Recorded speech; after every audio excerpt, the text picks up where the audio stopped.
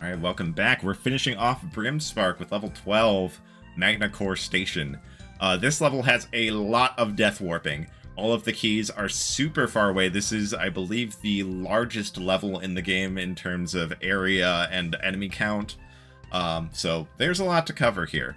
And yeah, with all the keys being super far away, being super long-winded, there's going to be a lot of death warping here. Let's go ahead and get to it. So right away, there's just a lot of stuff that we need. So we're just gonna take a death immediately just to do a full gear storage. Dump everything, afterburner and accessories, weapons, everything included, over into this little niche on the right side.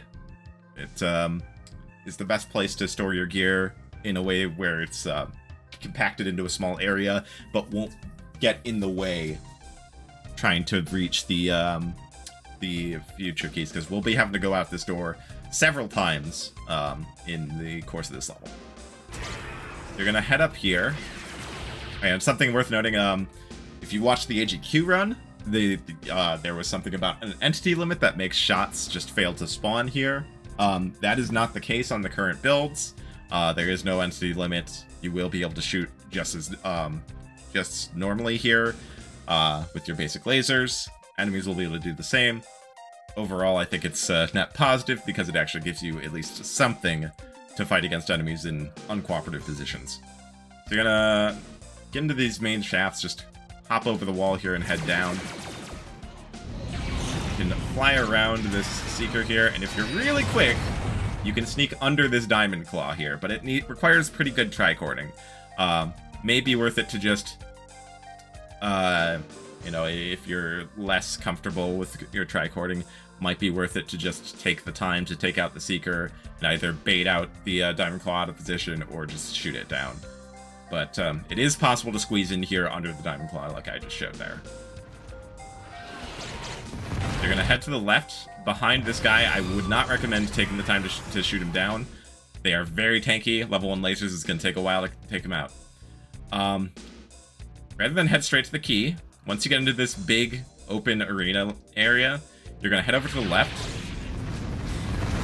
and grab an afterburner from this little secret compartment. Be quick about it because there are E-bandits in this area. You don't want them trapping you in that afterburner closet here. It can lead to a lot of damage. It can even get you killed because of the other enemies in here shooting at you while the E-bandit holds you in there. So grab the afterburner. There are some shield pickups scattered in this room you can grab for safety if you would like. Otherwise, head down here. Now, if you're lucky, one of the mine layers has traveled down here and just plows into all the preset mines down here and dies. Like that. You're gonna fly straight down here. There's a couple pickups on the sides here. You can grab a safety shield, a super laser upgrade to boost your damage output a bit for this key run, or both if you'd like. Just be mindful of this Diamond Claw following you, and also be mindful of the way that these walls here slope downward. If you're not careful, you can get yourself wedged like this, and find yourself taking very rapid lava damage. Like that.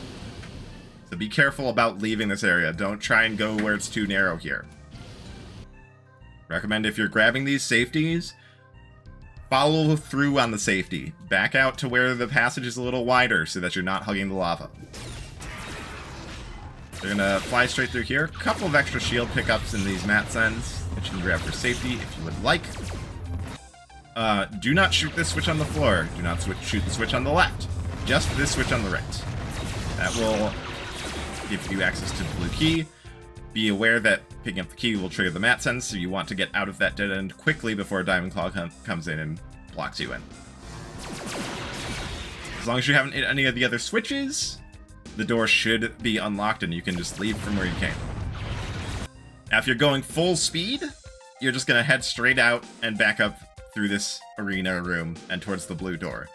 But if you'd like some safety, and I honestly, for newer runners, highly recommend this bit of safety, you can fly up here and get the fusion cannon, which you can use as your primary for this run if you'd like. It is more damaging than the laser, but it does add some ship shake while it's charging, so it can be a little hard to control your movement. There are two secret boxes up here.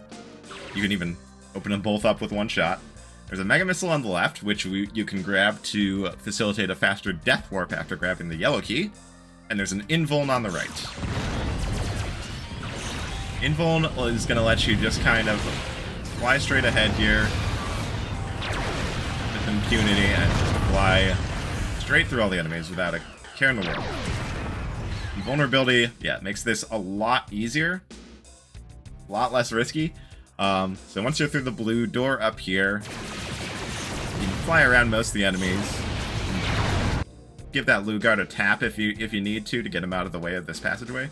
But you're going to want to get through this narrow hallway I'm in right now quickly, because in this lava fall square up here, there are a couple of E-bandits, which if you give them the time, they'll come forward and block you into this hallway and force you to kill them. It's a little bit time consuming. It can drain your energy. It's not a good time. So yeah, there are the E-bandits. Getting through the lava falls. Head up here. Safety shield right here. Watch for these 2 alien mines, especially if you didn't take the invulnerability.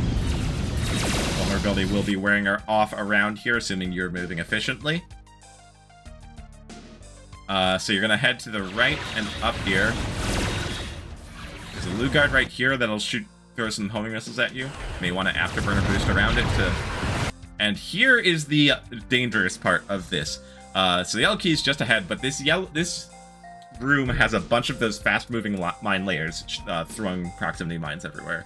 They tend to stay fairly centered horizontally in this room, like just to go up and down the center, like over these X's indicating the grates on the map. So as soon as you get through the door, I recommend flying to the side to hopefully get off any sort of collision courses with them. Even so, even knowing that I should do that, you can see I went down to 4 shields. So this doorway is extremely dangerous. Be careful going through this doorway. If you want to take your time and like take out the Lugard here and just poke through the door a little bit more carefully, you might want to do so. Yeah, I like to fly around to the side and then like approach the yellow key from the side or the back to avoid. To minimize the chances of those mine layers randomly hitting me. Assuming it goes better, though, and you have more health, even if you're, like, max health, 100 shield, that Mega Missile that you picked up if you went the safer route, which, that's probably the only way you're getting to this area with high health, is if you took the invulnerability. You can use the Mega Missile to kill to take the Death Warp, even if you are high on health. Point-blank Mega Missile in the wall will do well over 100 damage to you. So we warp back to the start, but don't pick up the gear just yet. We're not ready for it now. Take the same route over here, fly over the wall to this door.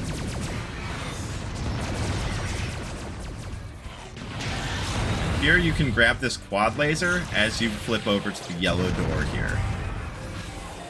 There's a couple of diamond claws in this room, be aware. They might have moved slightly and they might try and block you as you go through this choke point. Extra shield you can pick up over there. But generally here you're going to want to try and move quickly to not get congested by all the melee enemies in this area. There's a lot of diamond claws, there's a lot of E-bandits. So, through this choke, up here, I generally recommend just, yeah, like, get this E-bandit's attention so he comes out into the shaft, and then loop around him and over him.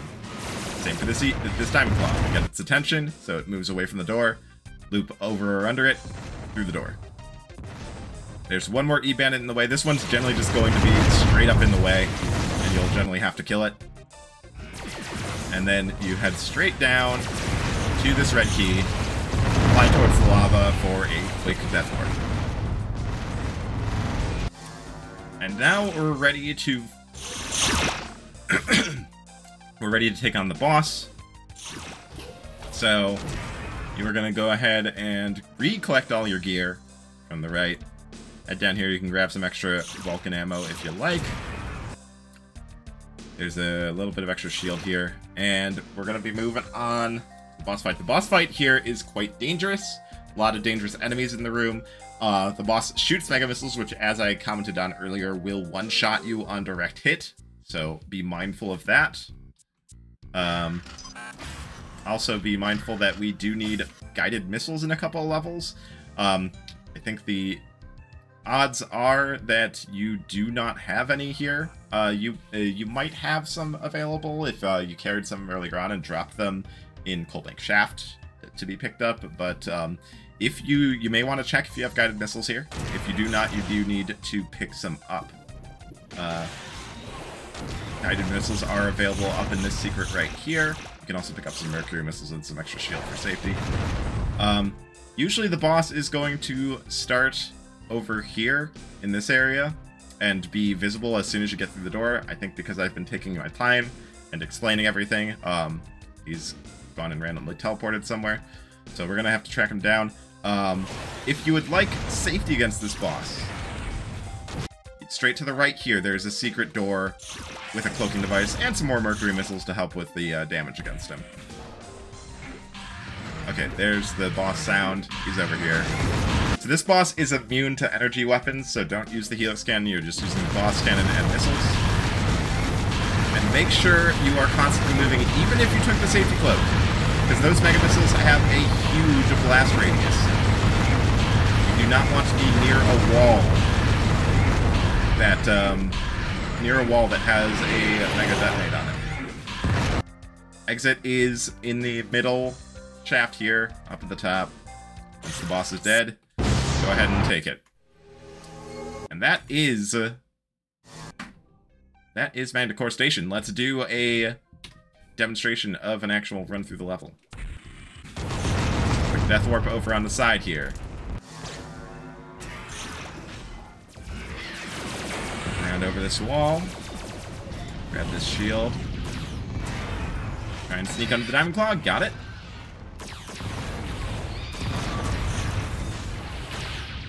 Grab the afterburner from this room. Pushed out of the way. Okay, didn't get lucky on the mine layer, so we're gonna have to clear these mines out ourselves.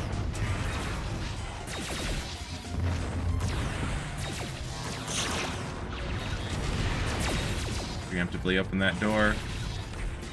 Shield's looking pretty good. Okay, never mind. At 50, I'm gonna go ahead and double back and grab this invuln. Ooh, okay, and that E-bandit just took a bunch of my energy too.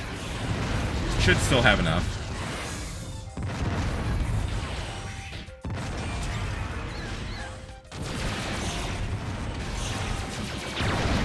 Push that out of the way. I am out of energy for Afterburner though. Afterburner stops recharging once your energy is below 10. Invuln is wearing off right about now. Switch to Mega Missile. Got the L key. And we just throw the Mega Missile at the wall. Take the Death Warp back. Same route again. Hop over the wall.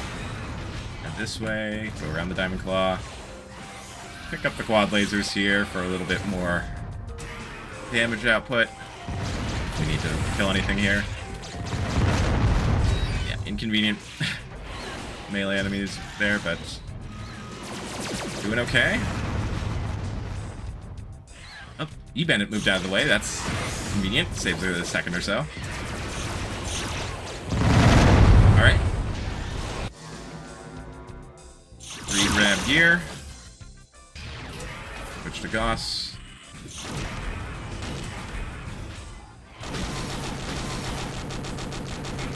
Okay. Let's go ahead and grab the guided missiles and extra firepower right now.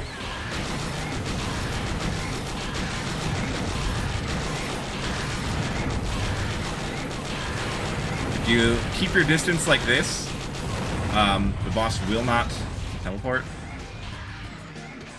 Well, will not fire at you, rather. Okay,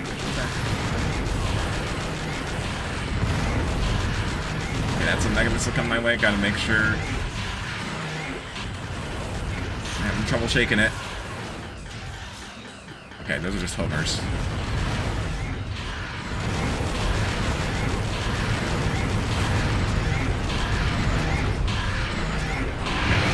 Dead. I'm taking wide paths to make sure I don't get hit by homing missiles.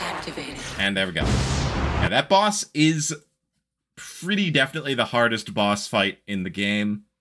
So, you know, may want to practice it. Again, that cloaking device is available for safety if you need it. I would honestly recommend most newer runners go for it.